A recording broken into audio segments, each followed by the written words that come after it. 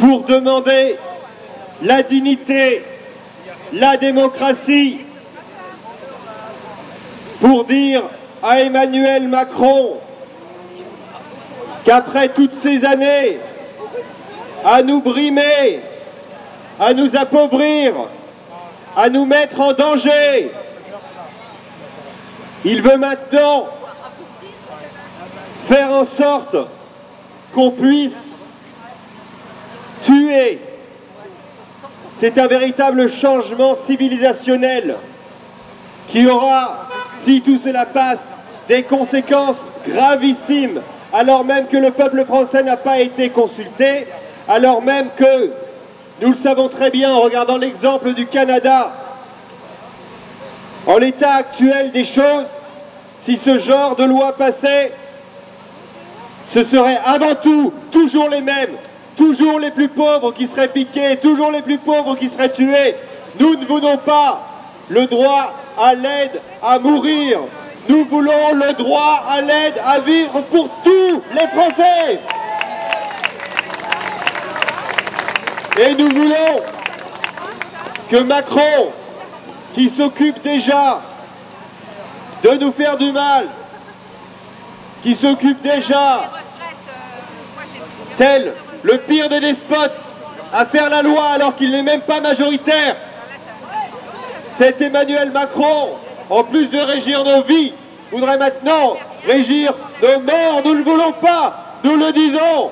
Emmanuel Macron, démission! Macron, démission! Macron, démission! Macron, démission! Macron, démission! Macron, démission! Macron, démission! Macron, démission! Liberté! Liberté! Liberté! Résistance! Résistance! Résistance! C'est un véritable changement civilisationnel qu'on veut nous imposer. Mais s'ils étaient si sûrs que leur loi pourrait passer comme ça, il n'aura qu'à faire un référendum. Mais Emmanuel Macron a peur des référendums. Emmanuel Macron a peur du peuple parce qu'il sait qu'il est minoritaire. Cet homme est une honte.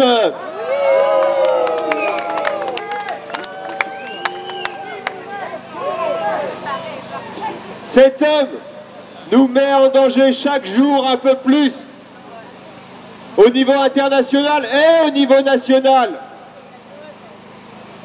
Permettre ainsi, on le sait très bien, cet ancien banquier n'a jamais vraiment décroché et voudrait, on le sait bien in fine, pour faire des économies, alléger, et c'est absolument horrible, alléger sa vision de la sécurité sociale et des comptes publics en se débarrassant des pauvres qui sont beaucoup trop chers à soigner, alors même que les soins palliatifs font cruellement défaut en France, alors même qu'une majorité du territoire français est un désert médical.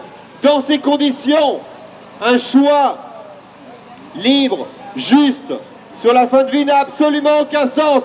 C'est un piège qu'Emmanuel Macron nous tend. C'est une honte.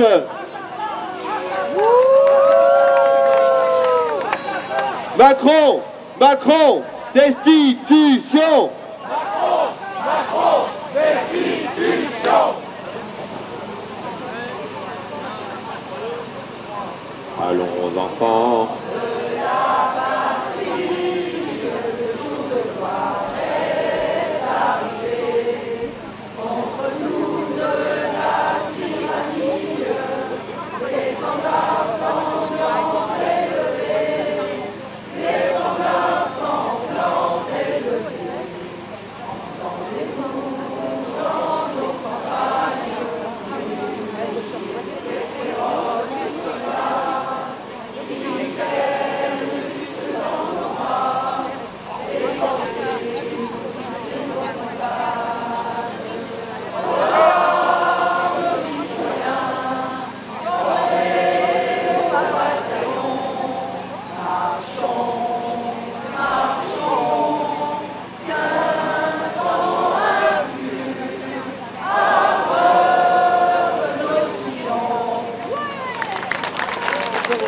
aujourd'hui, vous le savez, contre cette loi scélérate s'il en est. Alors bien sûr, c'est l'aphasie totale de la société française. Mais il ne faut pas trop jeter la pierre à nos compatriotes. Il faut surtout jeter la pierre aux corps constitués, aux politiques, aux associations qui ne se sont pas bougées, qui ne se bougent pas, ou très peu. D'abord, les corps constitués. On a envie, bien entendu, de trouver, mais nous le trouverons, ça existe en France, un Kennedy Junior pour faire le ménage par rapport à l'ordre des médecins, par rapport à l'Académie des sciences, qui ne bouge pas, qui n'a rien dit, qui ne bouge pas le petit doigt. Et puis aussi le ménage chez les politiques. Nos parlementaires soi-disant d'opposition se couchent complètement sur la base qu'il ne veut pas être considérés comme des anti-progressistes, comme s'il y avait du progrès sociétal dans cette réforme qui est à l'horizon. C'est tout l'inverse, bien évidemment. Et puis les associations aussi, citoyennes diocésaines, qui ne sont pas bougées beaucoup, il faut le reconnaître. Ils ne se mobilisent pas, ils ne mobilisent pas nos compatriotes. En démocratie, nos compatriotes, ils ont besoin aussi que des corps qui sont issus de la société se bougent par rapport à des lois. Et cette loi, il en est bien question, elle est vraiment très problématique. Pourquoi? Parce que c'est un système de mort qui nous entraîne dans une société mortifère. Et nous, patriotes, nous prenons nos responsabilités. Nous sommes pour la vie. Nous sommes des fils et des filles d'Héros, c'est-à-dire de la vie. Et nous ne sommes pas des enfants de Thanatos, c'est-à-dire les enfants de la mort. Et c'est la mort qui nous propose. La loi Leonetti 2005 et la loi Clay-Leonetti 2016 avaient globalement réglé le problème à condition que nous ayons des soins palliatifs très développés en France. Au lieu de ça, ils ont fermé des lits. Il fallait en ouvrir, il fallait créer des services de soins palliatifs. La loi de 2016, notamment Clay-Leonetti, propose effectivement qu'il peut y avoir dans les cas, il peut y avoir effectivement sous la houlette d'un médecin, il peut y avoir une sudation et qui réduit l'espérance de vie, mais qui permet aux patients de ne pas souffrir. Mais ils ont voulu aller au-delà, toujours plus au-delà. Et c'est ce qu'ils nous présentent aujourd'hui. Alors cette incitation, cette aide à mourir est en fait une incitation à mourir. Et notamment pour les classes les plus défavorisées. Ne pas être à charge, ce qui est effectivement une angoisse pour les populations les moins favorisées. Et là, c'est une incitation terrible et formidable, justement, à lâcher l'affaire. Est-ce qu'une société est là dans son organisation pour prôner la mort, ou est-ce qu'elle est là pour prôner la vie? Nous considérons et nous souhaitons effectivement prôner la vie à tous les âges de celle-là. Et c'est l'importance d'une organisation politique de prendre ses responsabilités. Des responsabilités que les parlementaires aujourd'hui ne prennent nullement. Pourquoi? Parce qu'en leur sein, il y a effectivement des différences. Regardez le RN, par exemple, 19 députés du RN sont favorables à cette loi, ce qui, bien entendu, les empêche d'avoir une doctrine globale. À l'absence de doctrine globale, qu'est-ce qu'on a? On a l'embourgeoisement par la politique d'un parti qui se présentait comme un parti d'opposition et qui est aujourd'hui un parti macroniste. C'est intolérable. C'est intolérable. Nous prenons nos responsabilités et nous sommes résolument du côté de la vie. Et il faut que ça dure, et il faut l'entendre, et il faut le dire. Bravo à vous, bravo. Cette loi, si elle est appliquée, serait un précédent absolument énorme d'un point de vue juridique. Énormément de choses auxquelles nous ne sommes pas habitués et qui peut nous amener vers une pente extrêmement glissante et dangereuse. C'est pourquoi nous allons écouter la parole d'une femme courageuse. Elle est juriste et enseignante. Elle est engagée aux patriotes depuis le début. Je vous prie, mesdames et messieurs, de faire un tonnerre d'applaudissements à Marie Pinsard. Bonjour à tous. Merci d'être là pour la vie et non pas pour le droit à un suicide assisté. qui est donc en marche, hein, selon les mots de notre président, qui est un projet de loi à la fois inique et cynique, puisqu'il donne, alors il s'appelle le droit à l'aide à mourir.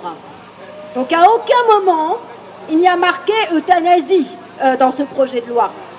À aucun moment, il n'y a marqué suicide assisté. On le présente sous la couverture du droit, le droit à mourir, alors évidemment dans la dignité. Hein, la dignité, ce grand mot, alors que nous, ce qu'on demande, c'est de vivre dans la dignité et non pas de mourir dans la dignité. C'est la première chose, c'est le premier droit auquel tout être humain doit avoir dès sa naissance. Alors on a été habitués, parce qu'il ne faut pas se leurrer, c'est une vision comptable de la vie. Ce n'est pas une vision humaniste, ce n'est pas une vision humanitaire. La dignité n'a rien à voir là-dedans.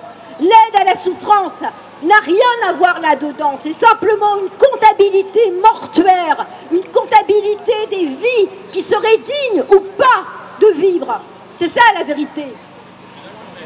Et on l'a vécu déjà au moment du Covid. Souvenez-vous, nous avions des injonctions. Alors des injonctions pour protéger les autres, pour soi-disant ne pas mourir. Pendant ce temps-là, il y a des gens qui crevaient de solitude par le confinement et dans les EHPAD. Mais ceux-là, visiblement, ils n'avaient pas les qualités requises pour un droit à la vie. Papy et mamie, souvenez-vous, devaient être dans la cuisine pour manger la bûche, pour éviter de contaminer les vivants, ceux qui avaient le droit de vivre. Alors l'État s'immisce partout, dans notre intimité. D'ailleurs, ce soir, j'ai un dîner où je vais faire cuire justement de la viande et je voulais savoir si le Premier ministre, qui est si bon pour donner des conseils, pouvait me donner pour un gigot de 3,5 kg comment le cuire, hein, pour combien de personnes? Ça marche combien de temps? Combien de temps de cuisson? Et comment aussi faire des plans de table pour qu'il soit le plus adéquat possible dans le respect de la dignité et des valeurs de la République. Hein, on a envie de leur demander. Donc, ce projet de loi, évidemment, il pose des problèmes éthiques, bien évidemment. Il comptabilise surtout la mort comme l'un des droits fondamentaux. Or, la mort n'est pas un droit. La mort est un fait. La mort, on va tous y passer. Voilà, ça c'est la nouvelle. Je ne sais pas si vous étiez au courant, on va tous mourir. D'accord, mais l'État n'a rien à voir avec ça. L'État doit aider à vivre, pas à mourir. Il y a déjà des lois.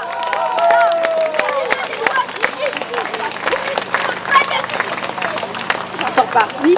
Il y a déjà des lois qui existent pour les soins palliatifs, pour accompagner justement les souffrances, qui sont, et je le rappelle, des souffrances individuelles.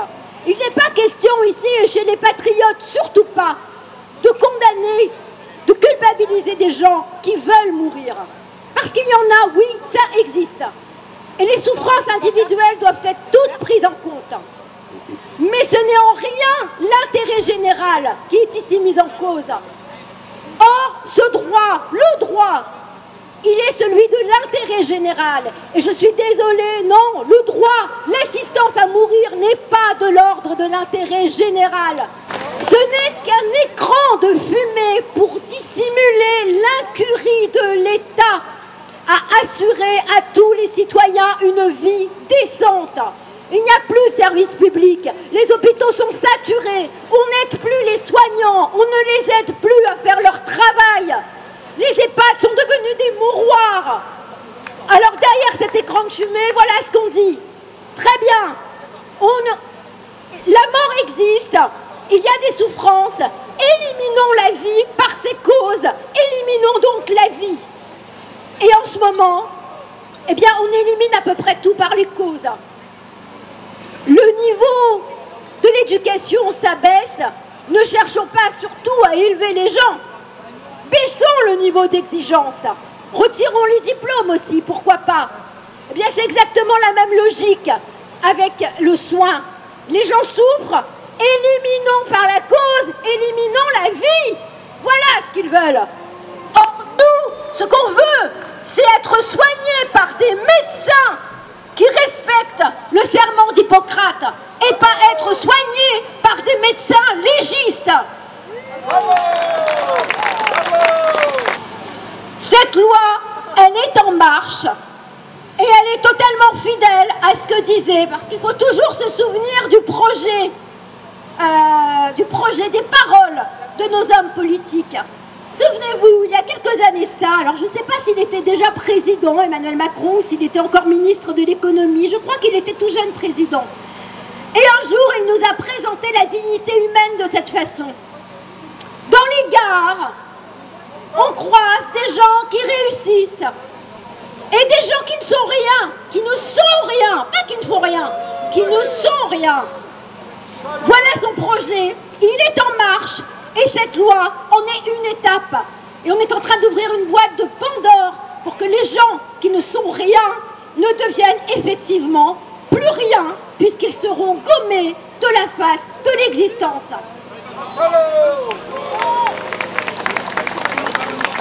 Donc merci de votre mobilisation. Je crois que c'est une mobilisation qui va au-delà de tous les partis, qui est une mobilisation tout simplement humaine sur ce qu'est une civilisation, parce qu'en votant cette loi, ce n'est pas simplement une loi qu'on vote, c'est tout un projet de civilisation, une conception de l'être humain. Et c'est très grave ce qui se passe. C'est une rupture anthropologique majeure et nous devons absolument nous mobiliser, parce que c'est la vie qui prime et pas la mort, qui est inéluctable de toute façon. Assistons, soyons là plutôt pour les gens avec qui nous avons des affinités, pour les aider à vivre. Et s'ils veulent mourir, eh bien je ne crois pas que le rôle d'un ami soit de le pousser un peu plus dans le précipice. L'État est notre ami, mais des amis comme ça, j'aime mieux avoir des ennemis. Nous allons maintenant écouter, puisqu'on parlait de référent, le référent des patriotes des Hauts-de-Seine, mesdames et messieurs, Alexandre Achard.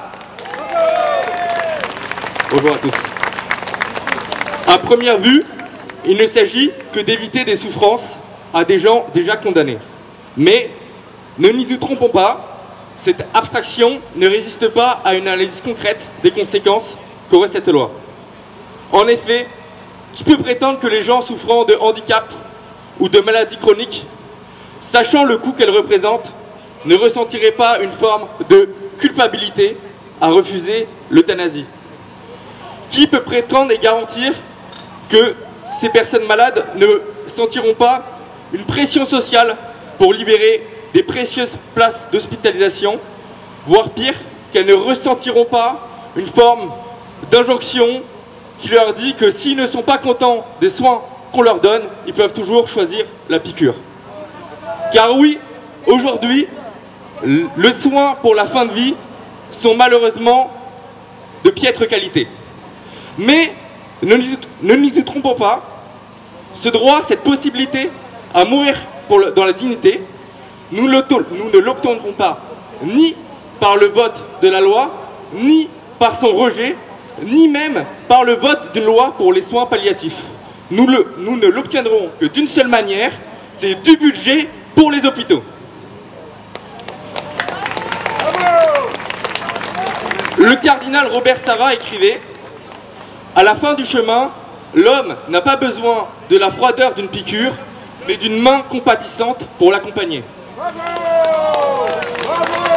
Dans une société qui a vu sa productivité plus que centuplée depuis la révolution industrielle, on voudrait nous faire croire qu'elle n'est pas capable de verser ne serait-ce même qu'une petite partie de cette productivité pour aider cette main compatissante.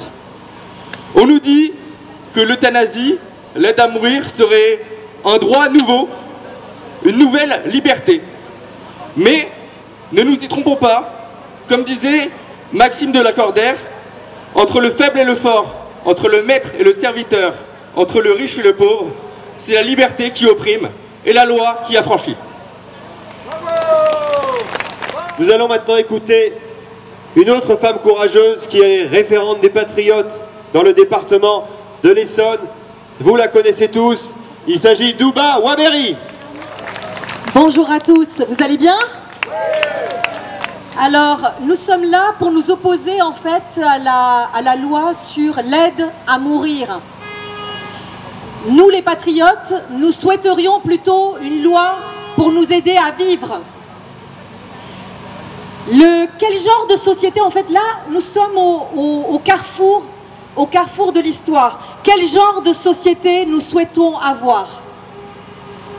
Est-ce que nous sommes là pour nous débarrasser des plus vulnérables, ceux qui pèsent?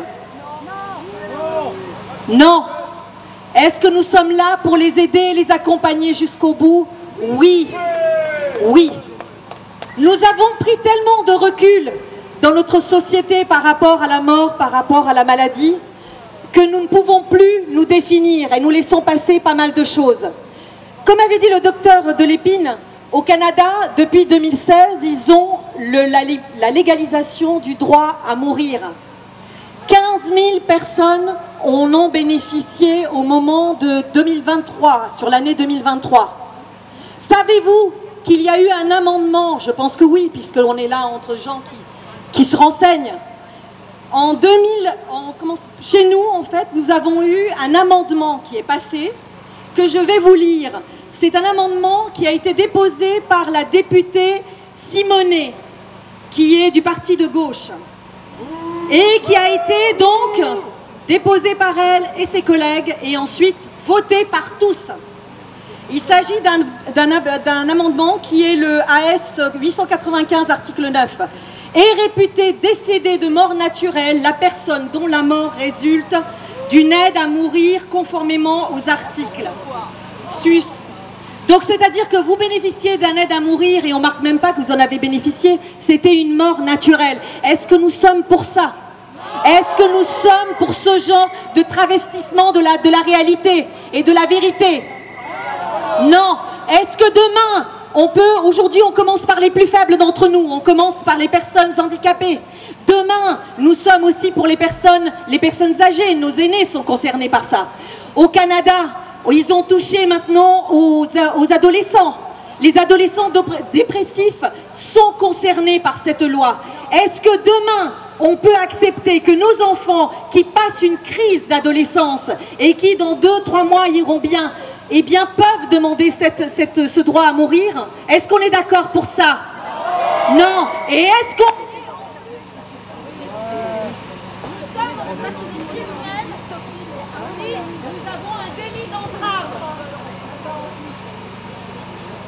Test. Voilà. Et nous serions taxés de criminels parce que nous aurions fait jouer le délit d'entrave. 30 000 € d'amende et 2 ans de prison. Est-ce que nous sommes d'accord pour ça? Alors nous, ici au Patriote, l'aide à la vie, j'aime la vie. Ça suffit, résistance, vive la vie.